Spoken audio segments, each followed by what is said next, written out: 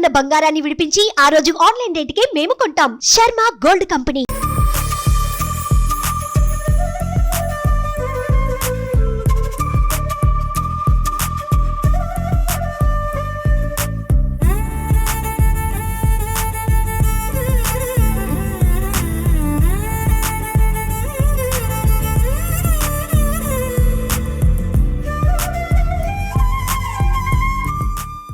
నమస్తే అండి, నా పేరు ఉమా పార్వతి. నేను గత 6 ఏళ్ల నుంచి ఇక్కడ ఈ స్కూల్లో పనిచేస్తాను. నేను వచ్చినప్పుడు ఆల్మోస్ట్ 24 మెంబర్స్ ఉన్నారు సార్. ఆ ఇయర్ 6 మెంబర్స్ వెళ్ళిపోయారండి 7th క్లాస్ కంప్లీట్ అయ్యి. తర్వాత నుంచి గ్రాడ్యువల్గా తగ్గుతున్నారు. అడ్మిషన్స్ తక్కువ ఉంటున్నాయి. రీజన్ అంగన్వాడీస్లోనే పిల్లలు లేకపోవడం.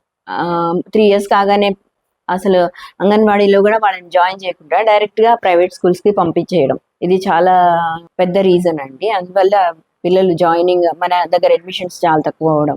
తర్వాత ఇంకో కొత్త స్కూల్ కూడా ఇక్కడ ఓపెన్ చేశారు. అంటే మిషనరీ స్కూలు కొత్త, అంతకుముందు మూతబడింది, కాస్త తెరిపించేసరికి వాళ్ళు ఒక 500 కట్టించుకొని అడ్మిట్ చేసుకుంటున్నారు. తర్వాత మిగతా ఫీజు తీసుకుంటున్నారండి. అలా పిల్లలు తక్కువ అయిపోయారండి. ఇయర్ బై ఇయర్ అట్లా గ్రాడ్యువల్గా తగ్గిపోయింది. ఇప్పుడు ఒక్క పాపే ఉంటుంది. ఈ పాప ఒక్కతే ఉందండి. నెక్స్ట్ ఇయర్ పెరుగుతారేమో తెలీదు. నేను మొదట్లో చాలా కష్టంగా అనిపించేదండి. అంటే ఒక్క పాప, నేను ఒక్కదాన్నే. యాక్చువల్గా పాప ఇంట్రోవర్ట్ అండి. చాలా స్లో, అంటే చాలా ఫాస్ట్గానే లెర్నింగ్ ఫాస్ట్గా ఉంటుంది, కానీ చాలా తక్కువ మాట్లాడుతుంది. ఒక విషయం రాబట్టడానికి చాలా టైం పడుతుంది. కానీ గ్రాడ్యువల్గా అమ్మాయి గురించి పూర్తిగా తెలిసాక మాత్రం ఇద్దరికి అమ్మాయిని ఓన్ చేసుకోవడం జరిగింది సార్. అట్లా అంటే ఎప్పుడు ఫోకస్డ్గా ఉండడం, అమ్మాయికి కావాల్సిన ఏమేం కావాలి అంటే ఎప్పుడు ఒక్క నిమిషం కూడా ఖాళీగా ఉంటాం. ఇద్దరం ఏదో ఒక పనిలో ఆ అమ్మాయికి పని ఇవ్వడం, నేను ఏదో ఒకటి రాయడం, ఇట్లా ఇద్దరం కొత్తవి నేర్పించడం, ఇట్లా పూర్తిగా మేమిద్దరం ఏదో ఒక పనుల్లో నిమగ్నమై ఉంటాము. కొత్తవి నేర్చుకోవడంలో అమ్మాయి కూడా హ్యాపీగా ఫీల్ అవుతుందండి. అంతకుముందు ఉన్న డల్నెస్ అవి పోయాయి. నేను ఫస్ట్ టైం యాక్చువల్గా నేను తెలుగు పోయమ్స్ చాలా ఇష్టం సార్ నాకు. నేను నేర్పిస్తుంటాను. అండ్ క్లాస్ పుస్తకాలు కాకుండా బయటవి కూడా నేర్పిస్తుంటాను అనమాట. అలా ఆల్మోస్ట్ ఒక 20-25 సుమతి శతకం పద్యాలు వచ్చు అమ్మాయికి. తర్వాత స్పీచెస్ ఇంగ్లీష్లో ఏమైనా చిన్న చిన్న అకేషన్స్లో స్పీచ్ ఇవ్వడం, వీటితోటి అమ్మాయిలో ఒక కాన్ఫిడెన్స్ లెవెల్ పెరిగింది సార్. అంతకుముందు ఉన్న ఆ డల్నెస్ పోయింది. తర్వాత నేను చెప్పగలను అనే ఒక ఇది వచ్చిందండి. అది నేను అమ్మాయిలో పెంచగలిగినందుకు సంతోషపడుతున్నాను. ఇప్పుడు ఏ టాపిక్ ఇచ్చినా ధైర్యంగా మాట్లాడుతుంది. చాలా ఇక్కడ వంట చేయడానికి ఒక మనిషి ఉంది సార్, స్కావెంజర్. సేమ్ ఆమె వంట చేస్తుంది, స్కావెంజర్ కూడా ఆమె. తర్వాత మేము అంతే అండి, ఇంకెవరు ఉండరు. యాక్చువల్గా ఇలా కూడా బాగానే ఉంది సార్. అంటే నేను ఒక్క పాపని పరిపూర్ణంగా నేను అమ్మాయిని దగ్గరుండి చూస్తూ అమ్మాయిని మోల్డ్ చేయగలుగుతున్నానని ఒక తృప్తి ఉంది. కాకపోతే మిగతా కొలీగ్స్ కూడా ఉంటే వాళ్ళతో పాటు సరదాగా ఉండడం అనేది జరిగేది కదా అని కొంచెం వెల్తీగా అనిపిస్తుంది కొద్దిగా. అది మొదట్లో ఎక్కువ ఉండేది సార్, ఇప్పుడు అసలు ఆల్మోస్ట్ లేదు అది. ఎందుకంటే నేను అమ్మాయిని ఓన్ చేసుకున్నాను. అమ్మాయికి ఏమి ఇంకా కొత్తగా ఏం విషయాలు నేర్పించాలా అన్నది ఇంట్లోనే ఎక్కువ ఉంటుంది, కానీ మిగతా విషయాలు నేను పట్టించుకోవట్లేదు సార్. మిగతా వాళ్ళతో అంత సరదాగా కలిసిమెలిసి ఉంటే బాగుంటుంది. అది దాంతోపాటు పిల్లలు ఎక్కువ మంది ఉంటే ఆ ఉత్సాహం అది అంతా వేరేగా ఉంటుంది సార్. కానీ ఇలా కూడా నేను హ్యాపీగా ఫీల్ అవుతున్నాను. ఎందుకంటే పూర్తిగా ఇంకా అంటే ఏం కొత్తగా విషయాలు నేర్పాలి అనే దాని మీద నేను కాన్సన్ట్రేషన్ చేశాను సార్. అలాగే ఎప్పుడెప్పుడు మీటింగ్స్లో అట్లా ఎలాగూ బయట కలుస్తూనే ఉంటాం మేము, బస్సుల్లో వాటిల్లో. నేను ఆ వెళ్తే అసలు ఫీల్ అవ్వట్లేదు. నా పేరు తుమ్మల వసుంధరారాణి అండి. నేను ఈ స్కూల్లో 4 years కంప్లీట్ టీచర్గా పనిచేస్తాను. అప్పుడు ఓన్లీ 5th class వరకే ఉండేది ఇక్కడ. అయితే స్ట్రెంగ్త్ మాత్రం చాలా ఎక్కువ ఉండేది. టీచర్స్ మాత్రం సింగిల్ టీచర్. ఆ సారు లీవ్ పెడితే ఇబ్బంది అయ్యేది. అప్పుడు నన్ను తీసుకున్నారు పంచాయతీ తరపు నుంచి కంప్లీట్ టీచర్గా.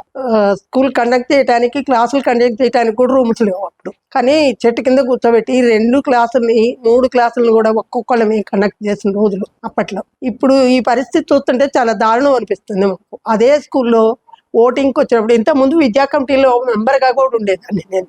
స్కూల్కి అన్నీ ఏమైనా కావాలంటే కూడా మేమందరం స్పాన్సర్ చేసిన రోజు. మా పేర్లు కూడా ఉన్నాయి లోపల.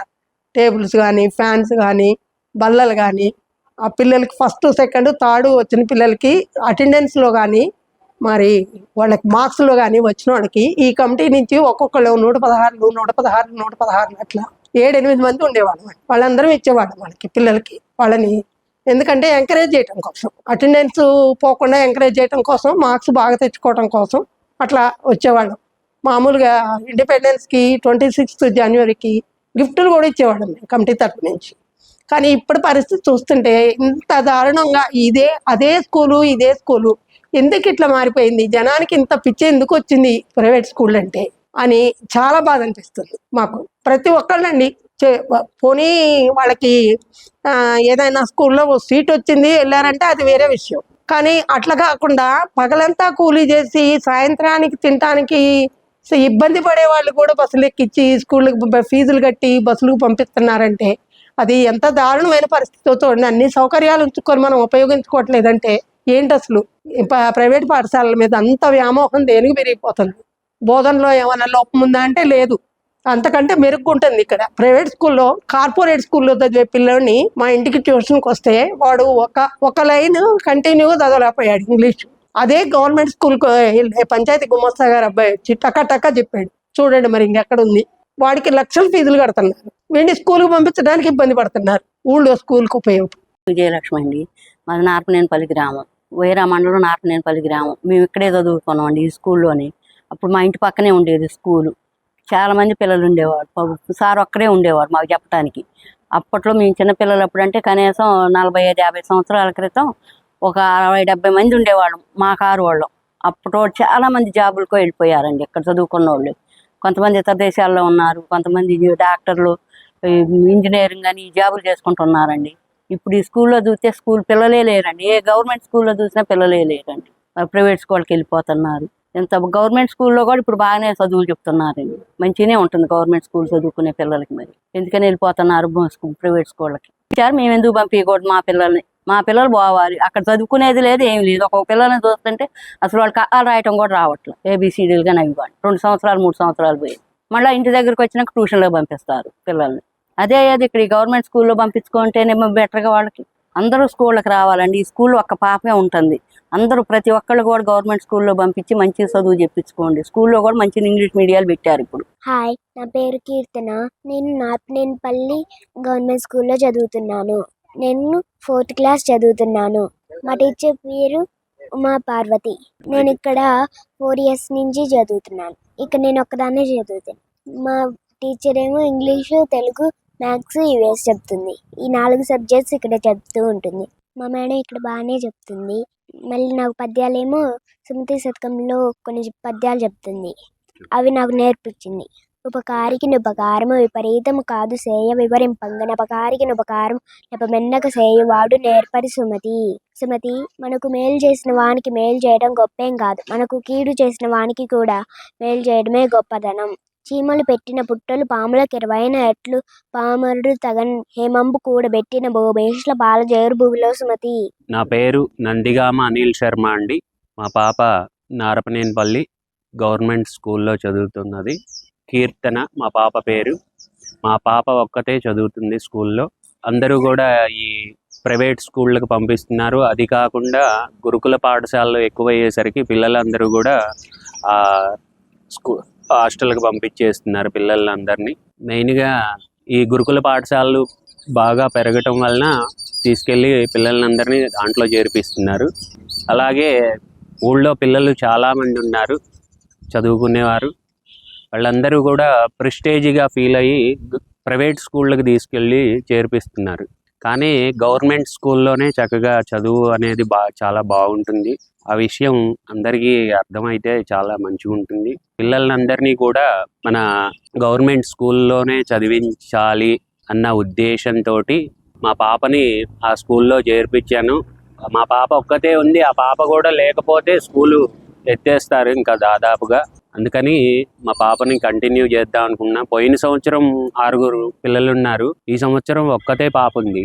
అయినా సరే వచ్చే సంవత్సరం అయినా ఇంకా ఎవరినైనా మోటివేట్ చేసి గవర్నమెంట్ స్కూల్లో చేర్పిద్దాం అన్న ఉద్దేశంతో ప్రయత్నం చేస్తున్నాను. నేను పౌరోహితం చేస్తా అండి. గ్రామంలో దేవాలయం ఉంది. వెంకటేశ్వర స్వామి దేవాలయం, అలాగే శివాలయం కూడా ఉంది. ఆ 2 దేవాలయాల్లో చేస్తాను నేను.